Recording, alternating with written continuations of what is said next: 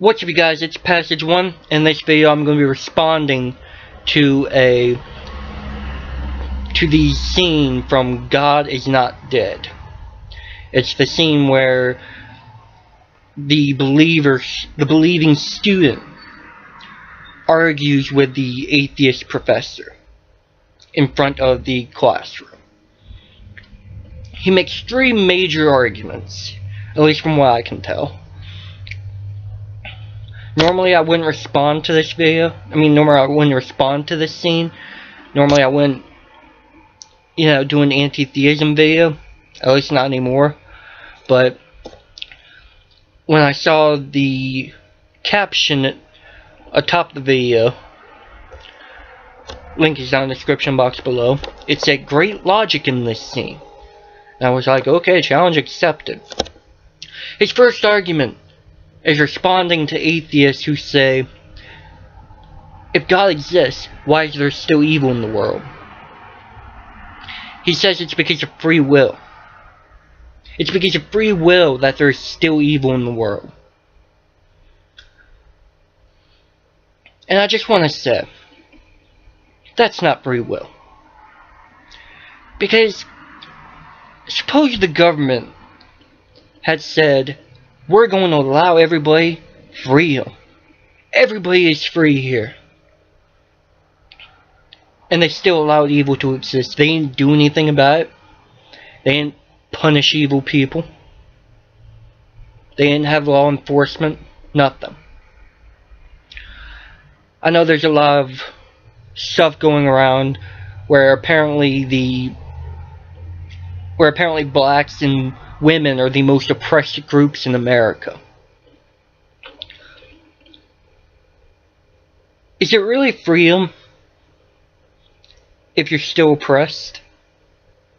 Is it really freedom if racism exists and you don't do anything about it? Is it really freedom if sexism exists and you don't do anything about it? Because the major component, the major thing about free will is that there has to be freedom. Because that's what free will is. It's the freedom to believe what you want. It's the freedom to live your life how you want. And if evil exists in the world, then the only people who have free will are those that are evil people. And God, honestly, if that's free will to you, I just want to say, the only people who have free will are evil sons of bitches. There are babies out there dying because of evil, because, bad people. But God's like, but believers are like, no, God still exists. That's just free will. Free will, huh? So the baby was allowed to practice his free will? The baby was allowed to grow up and have his own opinions, have his own beliefs toward God. In reality, the only people who have free will are those that are evil. The second argument is that if there is no God, then everything is permissible. There's no evidence based of so on. It's just I don't know what kind of argument it is. You can't just say that. As human beings, we're a social species. And because of this, we strive and we succeed better when we have morals and standards to live by. I've had a lot of believers ask me this. If there is no God, why are you moral? Why do you still practice morality? Why is anything wrong? Because I'm a human being. And that's how I live. That's how I strive. That's how I succeed. That's how I become better in the world. Because of morality. Because me and everybody else have standards and morals to live by. Now the believer, the student, had also made an example. He said, according to the atheist point of view, there's nothing wrong with cheating. Because as the student, he is simply striving and succeeding. But that's not correct. You're not striving, you're not succeeding. If you're cheating on a driving test, are you succeeding? Are you striving? Are you becoming better? Are you doing what's best for you? Are you doing what's best for the rest of the population? No. I mean, if you cheat on a driving test, like, oh, I don't know, maybe you got horrible driving skills, and you've got connections that say, okay, we're gonna let you pass this driving test. You're not succeeding, dude.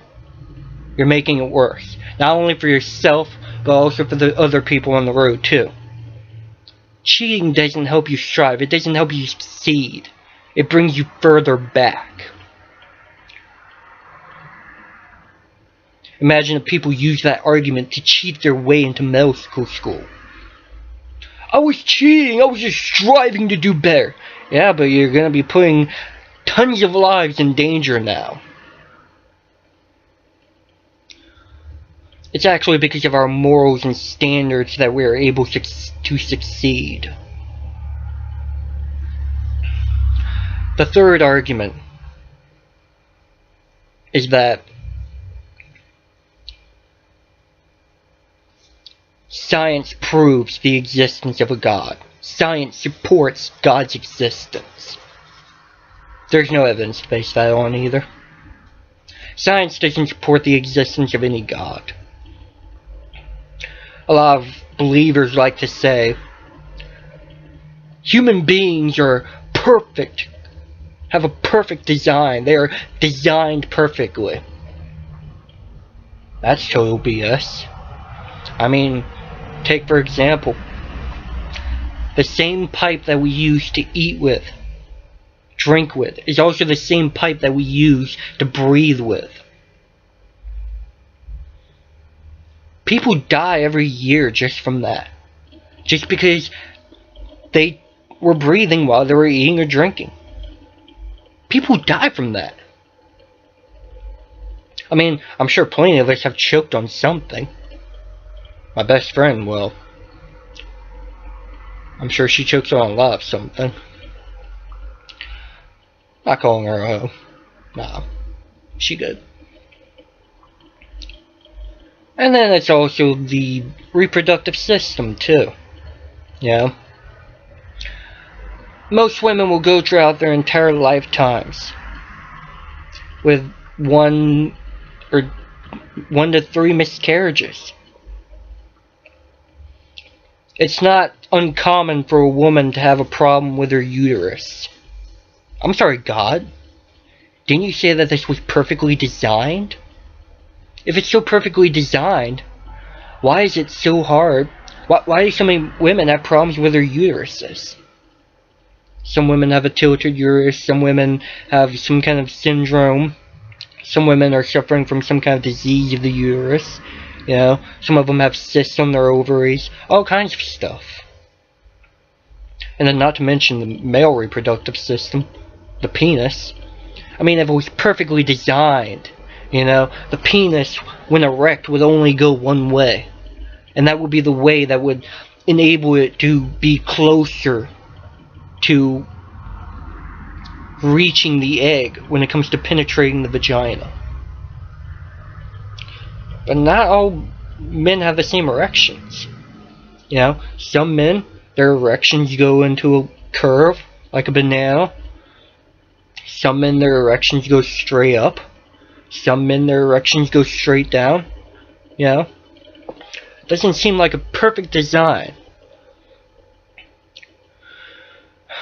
There is no evidence to support the existence of any God. It's simply Christians, believers, seeing that we are made up of atoms and made up of cells and saying, well, we're made up of something, therefore God. There must be a God in the world. Because there's so much beauty. Yeah, there's a lot of beauty. But there are also a lot of flaws, too. Even with the human body. The human body is not perfectly designed. Anyway, so that's pretty much it for his 3 major arguments. I can only find 3.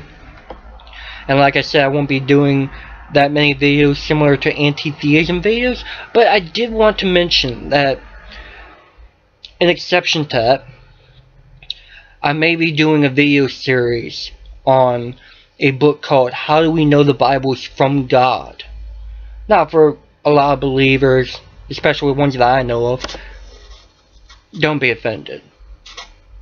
I mean, unless if you're one of those people who actually believe in the, television miracle evangelist, the guy who puts his hand on a blind person's head and then they can see again.